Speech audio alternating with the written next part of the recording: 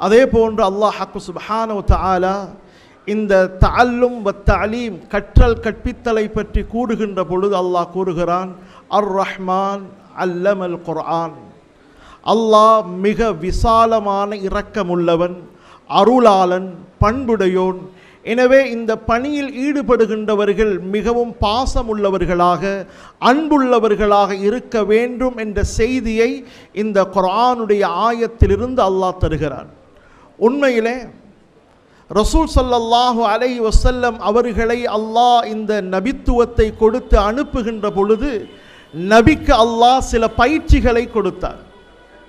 மக்களால் வருகின்ற சோதனைகள், விமர்சனங்களை எப்படி தாங்கிக் கொள்ள வேண்டும், அவர்கள் எங்களுக்கு அநியாயம் செய்தாலும் நாம் அவர்களுக்கு எப்படி நல்லதை செய்ய வேண்டும், நாம் இந்த சமூகத்தை எப்படி நேசிக்க வேண்டும் என்பதை ரசூல் ஸல்லல்லாஹு அலைஹி வஸல்லம் எமக்கு கற்று